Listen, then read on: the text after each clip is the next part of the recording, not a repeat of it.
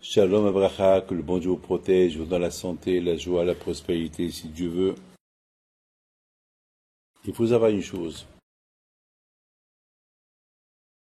Il y a la bonne influence et il y a la mauvaise influence. Le Rambam il dit, selon la société que tu fréquentes, tu seras. Tu habites dans un endroit qui est bien, tu seras bien. Tu habites dans un endroit qui est mauvais, tu seras mauvais. Vous savez, dans un couple, avant le mariage, chacun doit faire attention est-ce qu'ils sont compatibles. Est-ce que l'un ne va pas détruire l'autre? Beaucoup de fois, on voit, surtout chez les jeunes aujourd'hui, il suffit un jeune pourri dans une classe qui va pourrir tout le monde. Il faut faire attention. Aujourd'hui, malheureusement, l'influence, elle est très, très, très, très, très, très importante. Les enfants, ce qu'ils voient chez leurs parents, ben c'est ce qu'ils vont être plus tard.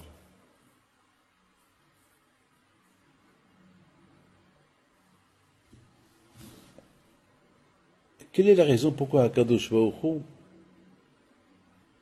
il a voulu frapper l'Égypte pendant un an? Un an, 10 plaies, pendant un an. Quelle est la raison? Est-ce qu'Hachem ne pouvait pas libérer les Juifs en aveuglant Paro? Il peut rendre tout l'Égyptien aveugle. Vous connaissez l'histoire de Lot? Lorsque les anges ils sont venus pour sauver Lot de Sédom, eh bien, toute la ville de Sédom, ils sont venus pour tuer Lot et tuer ceux qui sont venus chez lui. Parce qu'eux, ils ont cru que c'était des invités. Et Hachem, il les a frappés. Ils étaient tous aveugles. Ils n'avaient pas trouvé la maison de Lot. Eh bien, Hachem pouvait faire pareil. Ou bien paralyser le monde entier. Hachem, lorsqu'il a donné la Torah au béni Israël, il a paralysé le monde. Parce qu'Hachem, il a voulu que pendant qu'il donne la Torah à Israël, il ne faut pas qu'il y ait un bruit. Hachem, il a voulu que le monde entier écoute ces beaux moments que Hachem il donne la Torah à Israël. Ah, je ne comprends pas. Pourquoi Akadosh Baruch Hu, il n'a pas paralysé le monde? Tout le monde va être paralysé. Et les Juifs, ils quittent l'Égypte. Ils prennent tout ce qu'ils veulent. Et fini.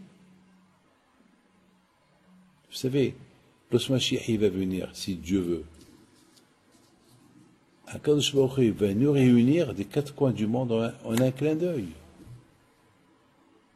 Alors, quelle est la raison pourquoi Hachem il a voulu frapper l'Égyptien avec Dam, Tzfadéa, Kinim, Arov, les 10 plaies qu'on cite à Pessah? Quelle est la raison? Première question. Deuxième question. Chaque jour, on parle de la sortie de l'Égypte. Il n'y a pas un jour qu'on ne parle pas de la sortie de l'Égypte. Pourquoi? Pourquoi? Quelle est la raison? Mes amis, c'était important pour Hachem que les Juifs le connaissent. Jusqu'à maintenant, ils connaissent que l'esclavage. Ils n'avaient pas de maison. Ils vivaient dans la rue. Ils n'avaient rien du tout. Il n'y avait ni Torah ni rien. Ils savaient qu'ils étaient juifs à travers les noms, leurs noms, à travers leurs vêtements, qu'ils n'ont pas changé, à travers leur langage. Ils parlaient l'hébreu. Pas plus. Ils ne connaissaient rien du tout. Ils ne connaissaient rien du tout. Ils ne connaissaient pas Dieu. Ils ont oublié Dieu. Pourquoi ils ont oublié Dieu? Parce qu'il n'y avait pas de Torah, il n'y avait rien du tout. Ils étaient esclaves.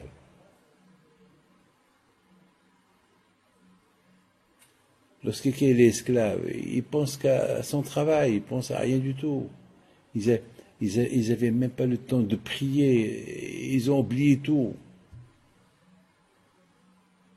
Alors, même si demain, mon cher Rabbeinu, il vient, il les réunit, il leur dit, je suis le messager d'Hachem, il m'a envoyé pour vous libérer, voilà ce que je vais faire, voilà ce que Hachem va faire, demain il va paralyser tous les Égyptiens, vous allez quitter. Mais alors, ils vont gagner quoi? Ils ne le connaissent pas. Leur tête, elle était bourrée que des choses bêtes. Un chat, il pense à quoi? Aux souris. C'est tout. Il pense à tout ce qu'il voit, tout ce qui bouge, il saute sur eux. C'est tout.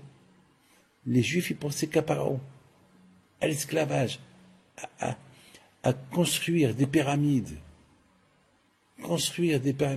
fabriquer des briques. C'est tout. C'est tout ce qu'ils pensaient les Juifs. Ils n'avaient rien d'autre chose que ça. Alors, d'ailleurs, c'est écrit dans la Torah. La première fois lorsqu'il est venu chez eux, ils étaient contents. Mais après, ils se sont replongés encore dans le travail.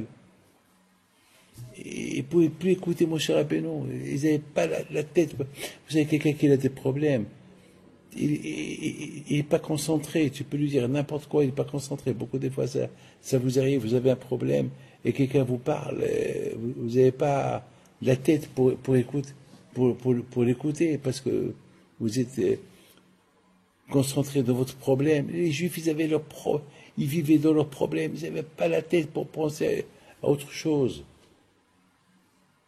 Je vous donne un parole d'honneur une fois. J'avais un problème important. Et ce problème, il est venu pendant que je recevais les gens. Et je vous donne un parole d'honneur. J'arrivais pas à écouter les problèmes des gens. Les gens qui rentraient chez moi, je les regarde. J'arrivais pas à les écouter parce que j'avais un problème. Mon problème me gênait.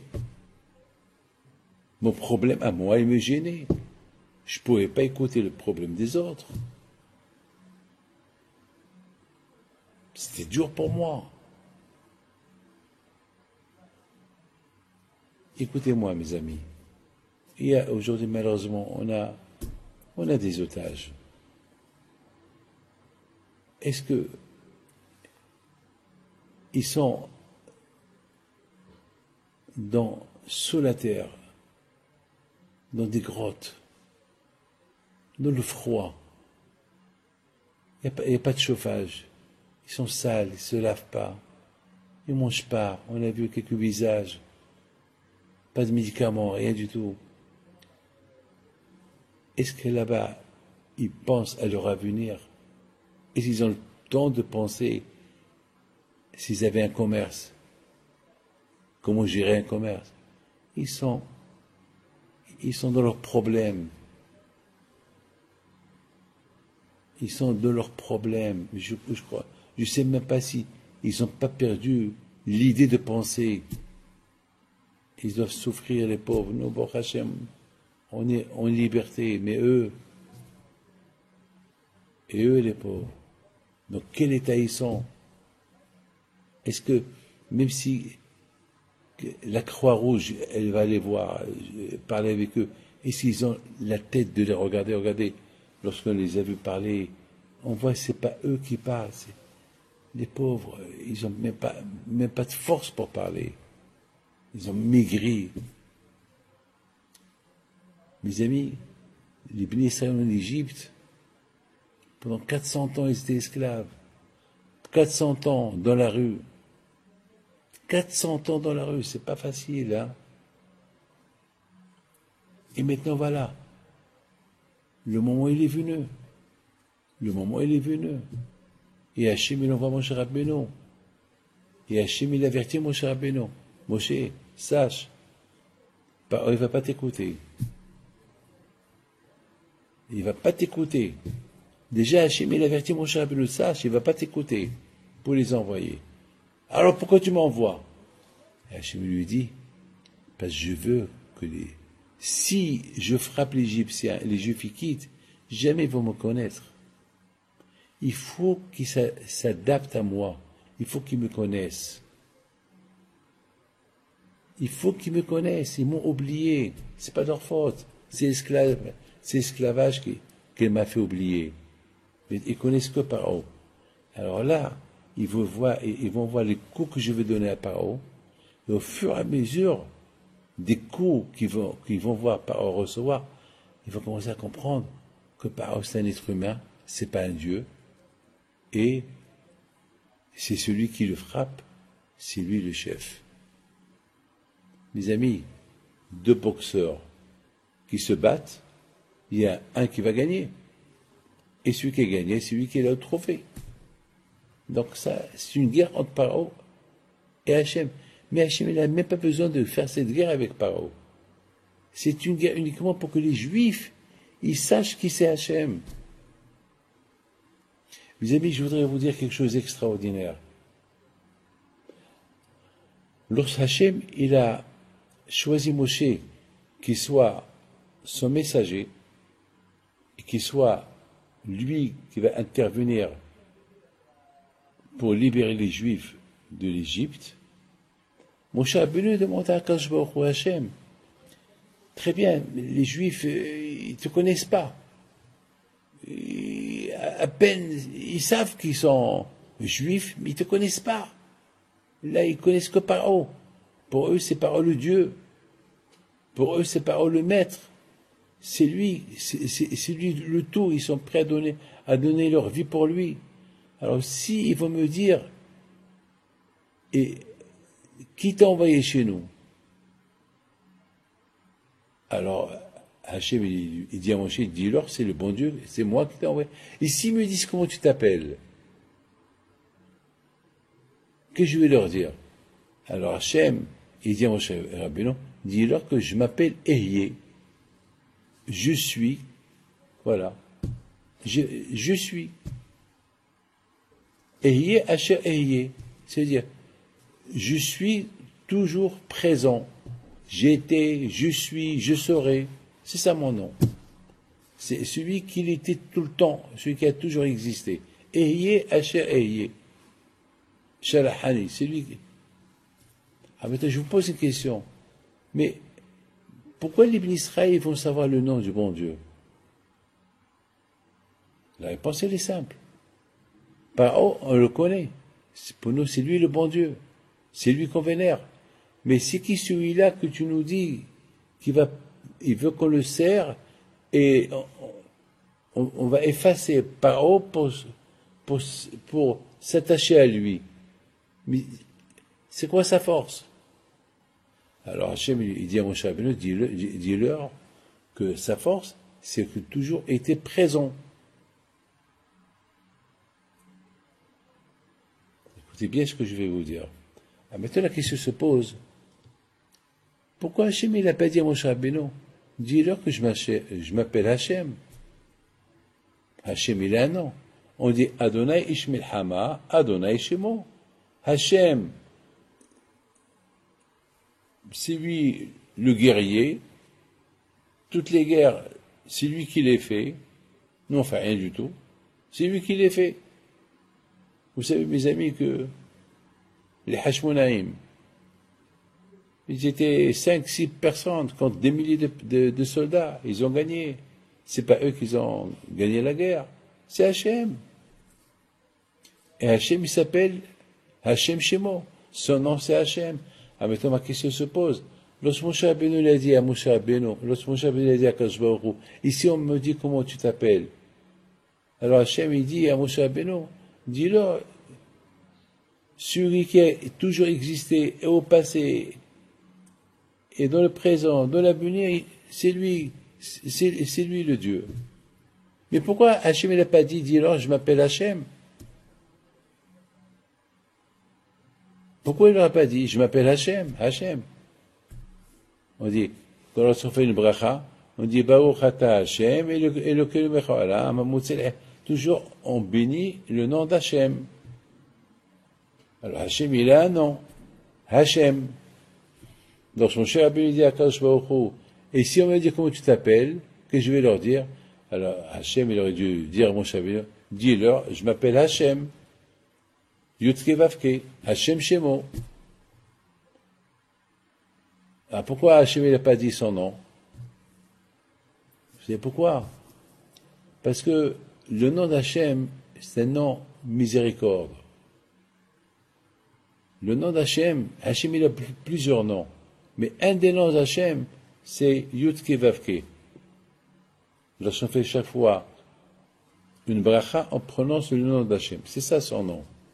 Baruch Ata Hashem, c'est Yutke Vavke. C'est le chiffre 26. Et le chiffre 26, c'est ce qu'on appelle la Midat Rahamim. Le chiffre 26, c'est la miséricorde, le nom de miséricorde. Alors Hachem n'a pas voulu se dévoiler au Béni Israël avec le nom de miséricorde. Pourquoi? Parce que si Hachem, il aurait dit à Moshe Rabbeinu, dis-leur que mon nom c'est le nom de miséricorde, alors ils vont rien comprendre. Ils vont dire, alors si Hachem il est miséricorde, où il était jusqu'à maintenant? Pourquoi il n'a pas été miséricorde avec nous? Pourquoi il n'a pas été miséricorde avec nous?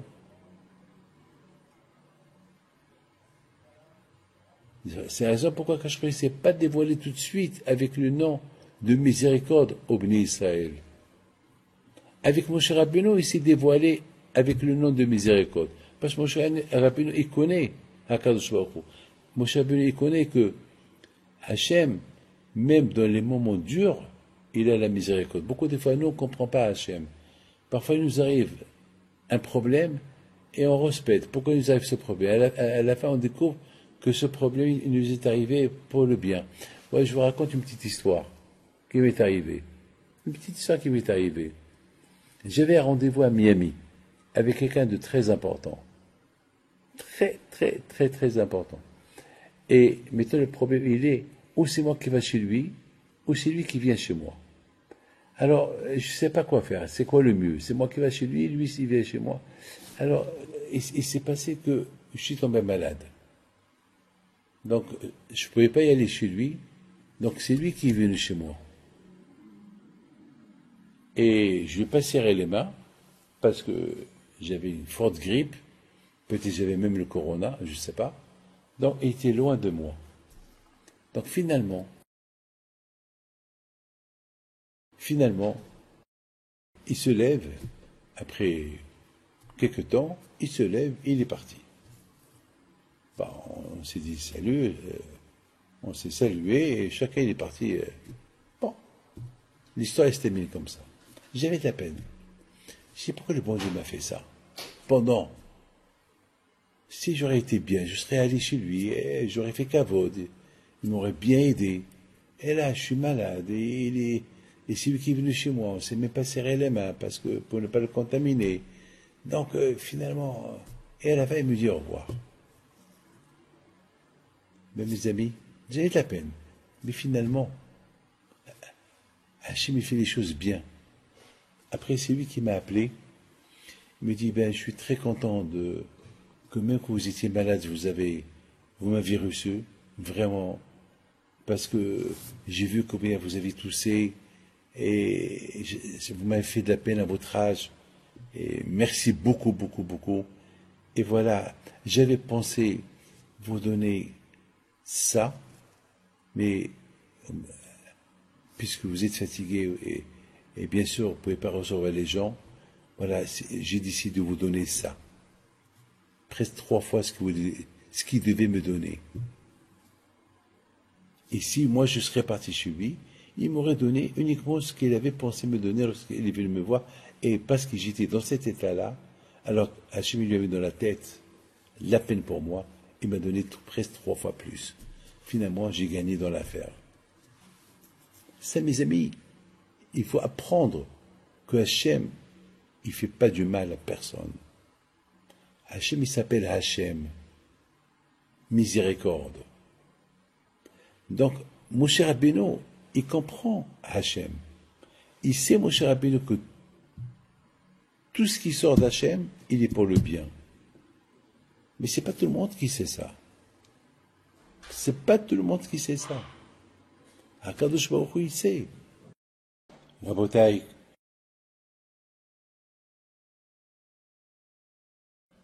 quelqu'un qui a la force de la Emouna à Akadosh Baruch Hu,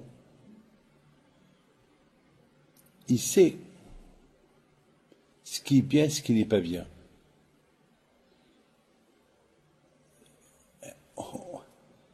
Voilà, j'ai 73 ans. Je connais bien Akadosh Baruch Hu, mais à un moment donné, j'étais un peu faible. J'étais un peu déçu. Pourquoi je suis tombé malade et c'est, au lieu que c'est moi qui va chez le monsieur, le riche, c'est lui qui vient chez moi. Et qu'est-ce qu'il va me donner? Et finalement, d'un mal il sortit un bien. Il va donner 3 fois plus. C'est la raison pourquoi Hachem, lorsque Moshe Rabbeinu, il dit à Hachem, ici on me dit comment tu t'appelles, qu'est-ce que je vais leur dire? Hachem, il a dit à Moshe Rabbeinu, je ne peux pas te dire mon vrai nom, qu'il est le symbole de la miséricorde, parce qu'ils vont te dire quoi? Si Hachem il est miséricorde, pourquoi on souffre comme ça? Alors simplement dis-leur, celui qui a toujours existé, et celui qui existe et qui existera, c'est lui, et c'est ça son nom. Son nom c'est Ehyeh Asher Ehyeh. J'étais, je suis, je serai. C'est ça mon nom. Hachem il a toujours existé, il est encore, il sera. C'est tout. Mes amis, mais donc vous comprenez très bien quelle est la raison pourquoi Akadosh Baruch Hu, il n'a pas frappé l'Égyptien d'un seul coup. Parce que jamais les Juifs, ils connaîtront Hachem. Vous savez, un enfant, comment un enfant il connaît sa mère? Parce qu'il la voit tout le temps. Et tout le temps il la voit. Et elle aussi elle le voit. Il apprend à la connaître. Et la maman, elle apprend à l'aimer de plus en plus, jusqu'à qu'elle est prête à donner sa vie pour lui. Mais l'enfant, si il n'est pas dans les bras de sa mère tout le temps, il va apprendre à la sentir, à la connaître. Ben jamais il la connaîtra. Un enfant, il va reconnaître sa mère parmi des milliards de mères. Ah, voilà ma mère. Ben c'est ça Hachem. Hachem, il a voulu qu'on s'attache à lui. Après 400 ans d'esclavage, il y a eu une déconnexion totale du juif de son Dieu. Et maintenant Hachem, il faut qu'il les récupère. Et pour qu'il les récupère, et pour qu'ils acceptent son royaume, ses ordres, la Torah, il faut qu'il s'impose, il faut qu'il leur montre qui il est. Et pour leur montrer qui il est, il a commencé à se venger des Égyptiens pour tout le mal qu'ils leur ont fait. Et c'est là que les Juifs, ils ont commencé à apprendre à Kadosh Baruch Hu. Sinon, tout le temps les Juifs, ils vont rien que se rappeler, où il était le bon Dieu lorsque on a souffert? Où il était? Ils vont toujours poser cette question. Où il était? Alors, Kadosh Baruch Hu, pendant 1 an, il leur a appris, montré combien il les aime, combien il se venge de ceux qui leur ont fait du mal, ceux qui ont commencé à l'aimer et l'apprécier. C'est là que, à Kadosh Baruch Hu, après, il a fait le grand spectacle de la sortie de l'Égypte. Que tous les premiers Égyptiens, ils sont morts. Il n'a épargné que les premiers nés juifs. Et ils ont fait tous la Brit Mila, et ils ont guéri sur place de la Brit Mila. Et, bien sûr, ils ont égorgé l'agneau pascal.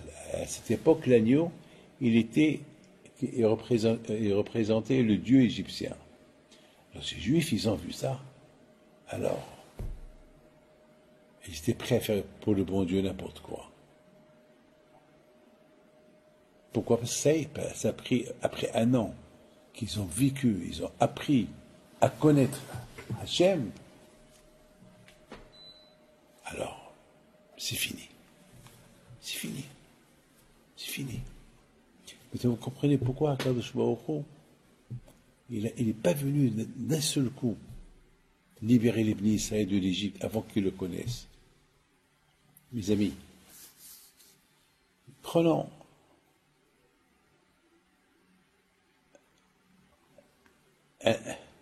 celui qui habite en France, qui veut habiter en Amérique. Il ne connaît pas l'anglais. Même s'il est intelligent, il faut un temps d'adaptation pour qu'il s'adapte à l'Amérique, à l'américaine, qui commence à parler l'anglais et va être muet. Il parle que le français. Ça prend du temps. Une fois qu'il a appris l'anglais, là, il peut dire, voilà, il peut s'adapter à la vie américaine. L'Avdil, Hakadosh Baruch Hu, il a voulu que les Bnei Israël adaptent leur image à l'image d'Hachem. Miséricorde. Pour cela, il faut qu'ils apprennent à connaître Hachem. Une fois qu'ils ont appris à connaître Hachem, alors là, Hakadosh Baruch Hu, il est heureux, il est content, là, il peut leur donner la Torah. Mes amis, pour découvrir la grandeur d'Hachem, ce que ces noms représentent, il faut la Torah. Il faut la Torah. C'est pour ça que Hachem, il écoute Moshe Rabbeinu lui poser la question. Et si on me demande comment tu t'appelles, qu'est-ce que je vais leur dire? Hachem, il n'a pas dit que je m'appelle Hachem. Pourquoi? Parce que pour connaître c'est quoi Hachem, il faut déjà avoir la connaissance de la Torah. Il faut déjà avoir la connaissance qui c'est le bon Dieu. Si comme par exemple les Avdil, on parle à quelqu'un qui n'a jamais entendu parler de Napoléon, il va me dire, c'est qui le roi de la France? Qui était le roi de la France? Je vais lui dire Napoléon. Mais ce monsieur ne connaît pas l'histoire française. Il va dire, c'est qui Napoléon? Là aussi, les Avdil, si les Bnei Israël, comment voulez-vous que les Bnei Israël, ils vont demander à Moshe Rabbeinu comment il s'appelle Hachem, qui est Hachem? D'où ils le connaissent, qui est Hachem? Mais ces choses, ils peuvent comprendre. Celui qui a créé le monde, qui a toujours existé, et celui qui existe maintenant, qui veut les sauver, et celui qui les sauvera plus tard, c'est ça son nom. Ce nom, vous savez que toujours, le nom s'adapte à une action. Donc, il y a un des noms d'Hachem qui s'adapte à une action qui est infinie. Huaya, Huove, Voyeye. Il était, il fut, et il sera. Mais il y a un autre nom. Hachem, il a beaucoup de noms. Et il y a un autre nom que nous on utilise tout le temps, c'est le mot Hachem.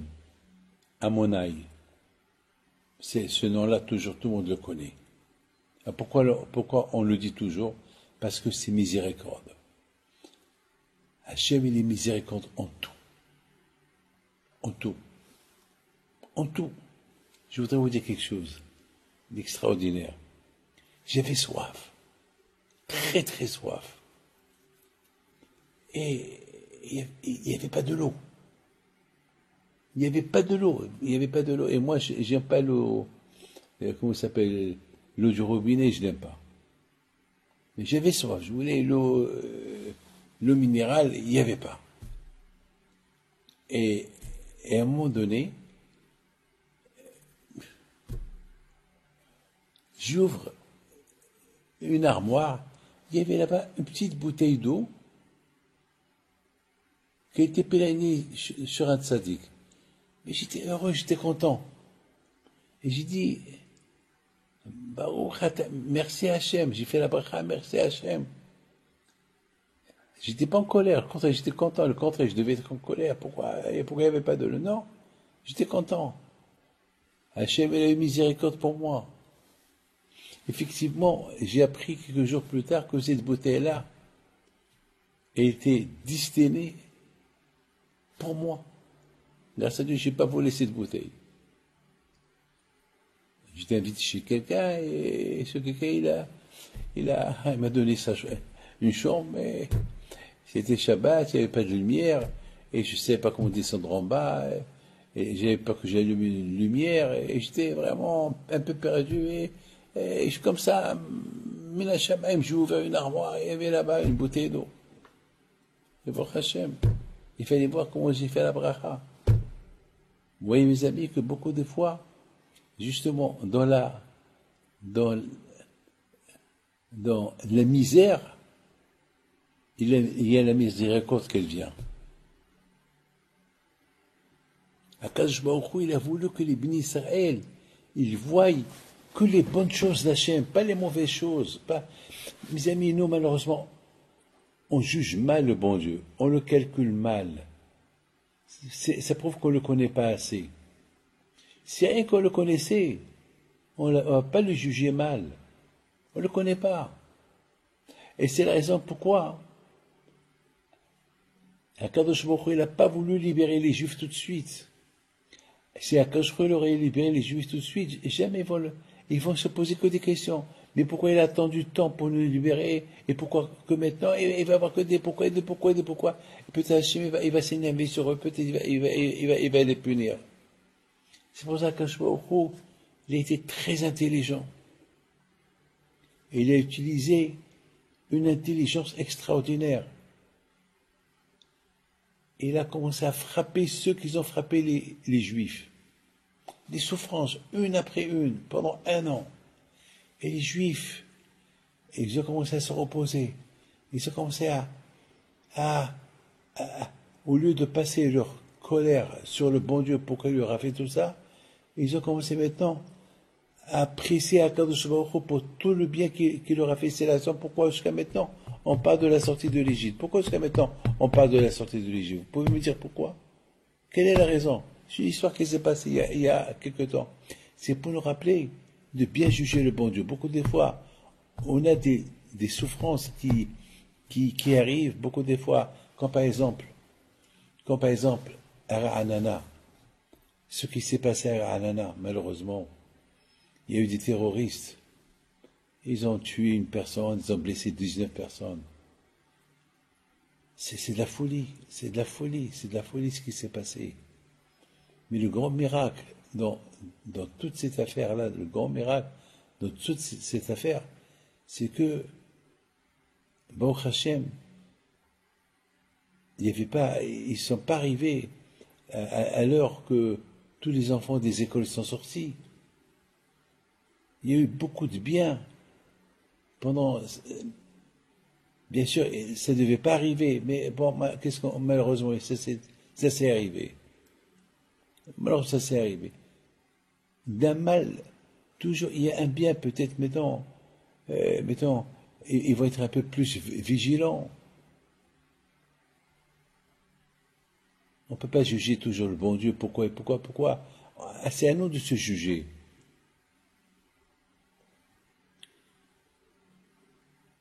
Hachem, jamais Shalom, il frappe sans avertir. Jamais il frappe sans qu'il y ait une raison. Et même lorsqu'il frappe, il frappe doucement.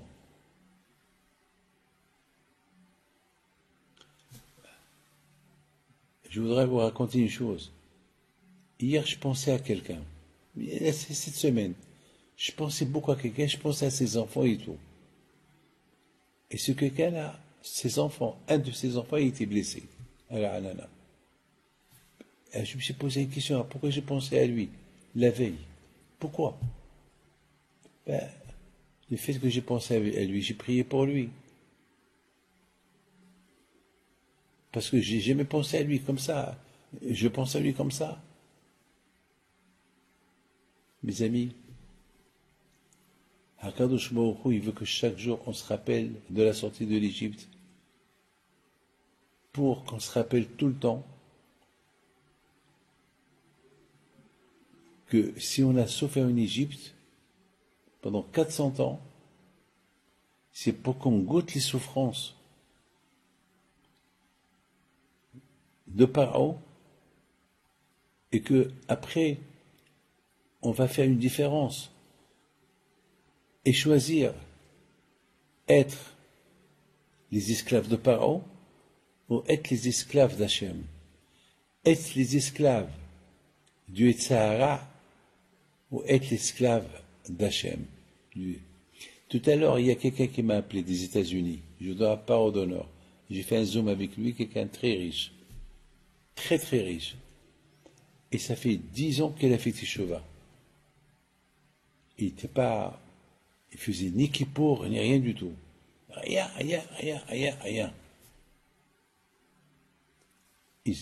Il a fait Teshuvah. Son frère, il n'a pas fait Teshuvah. Son frère, il fait ni kippour, ni rien du tout. Il habite quelque part aux États-Unis. Mais il y a 2 semaines, ils étaient ici en Israël. Moi, je n'étais pas là, donc je ne pouvais pas les recevoir. Il y a 2 semaines, ils étaient ici en Israël.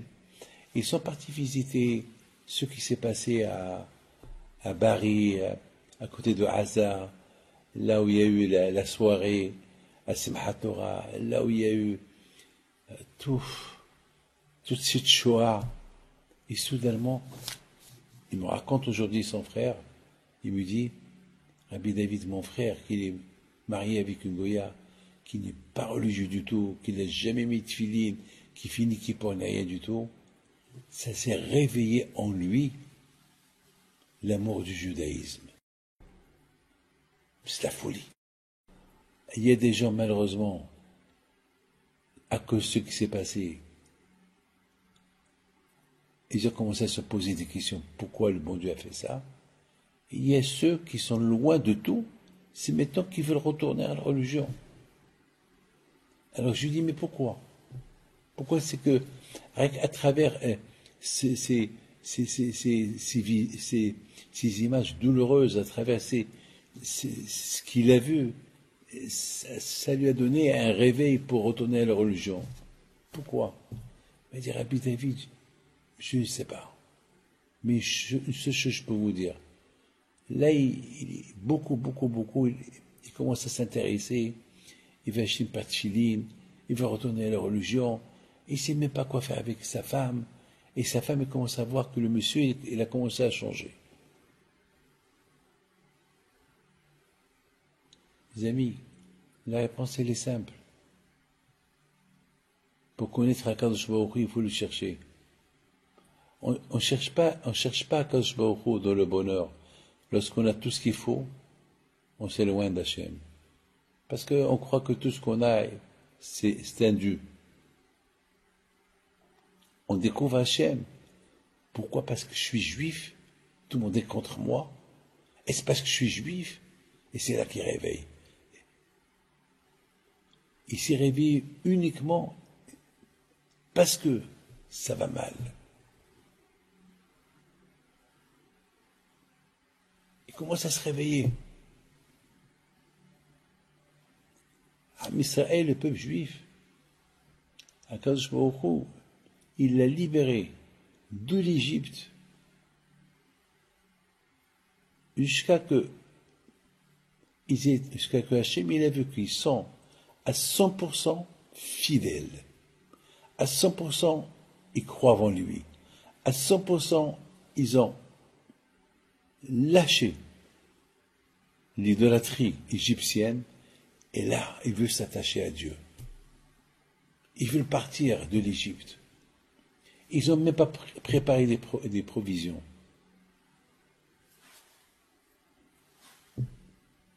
C'est de la folie.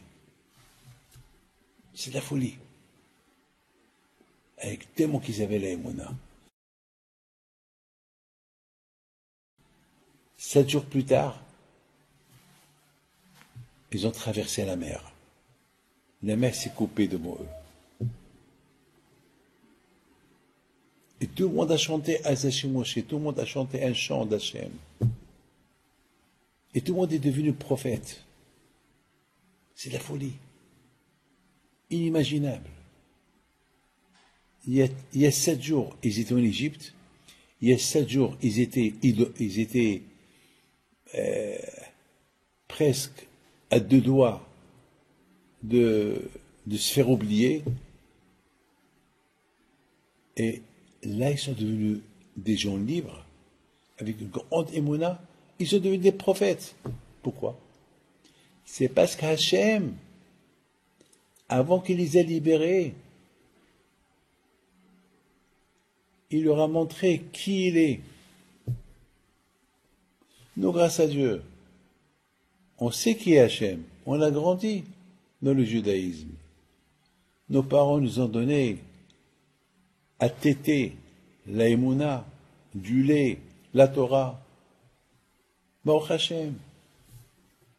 On a un papa qui nous a bien éduqués, à avoir la crainte de Dieu. Baruch Hashem. Mais nos parents, ils étaient idolâtres, ils étaient des esclaves. Ils savaient une seule chose, on est juifs, c'est tout. Il y a beaucoup de juifs aujourd'hui en Amérique qui font des manifestations anti-Israël, contre Israël. Ils sont juifs. Comment voulez-vous? Il y a des juifs, même en Israël, qui prient les tefilines, ils les ont jetés. Ils ont vu quelqu'un en train de faire la prière, et ils sont partis derrière, ils ont enlevé les tefilines, ils les ont jetés par terre. Les juifs en Égypte, ils étaient juifs que par le nom, c'est tout. Mais ils n'étaient pas juifs. Pour les juifs, il faut la pratique, la religion. Torah, mitzvot, ils n'avaient pas. Vous avez compris? C'est pour ça qu'Hachem il a pris du temps. Quelqu'un qui veut aller au marché pour acheter des légumes, faire un peu de réserve pour la maison, il prend les sacs. Mais s'il n'a pas sa carte de crédit, s'il n'a pas l'argent, il n'a rien à acheter. Vous avez compris? Donc il fallait la carte. Il fallait que Hachem, il leur donne la possibilité de le connaître. Une fois qu'ils l'ont connu, là, Baruch Hachem, ils peuvent quitter l'Égypte. Même le nom d'Hachem, ils ne le connaissaient pas. Moshe Rabbeinu dit Hachem, Hachem. Et si on me demande comment tu t'appelles, qu'est-ce que je vais leur dire? Hachem lui dit, mais avant qu'ils vont te demander comment je m'appelle, ils ne savent même pas de mon existence, ils ne savent rien de moi. Tout ce que tu peux leur dire et tout ce qu'ils peuvent savoir, c'est que j'existe, j'étais, je suis, je serai. Mais mon nom de miséricorde, impossible. Toi, tu le connais, toi, tu me comprends, mais eux, si tu leur dis que je m'appelle Hachem, ils vont te dire, ah, Hachem, c'est miséricorde, c'est quoi Hachem, c'est miséricorde? Alors, où il était jusqu'à maintenant? Comme malheureusement à la Shoah, à l'époque des Allemands, il y a beaucoup des Juifs malheureusement qui ont tout lâché parce qu'ils disent, si Dieu existe, où il était? Pourquoi il ne les a pas protégés?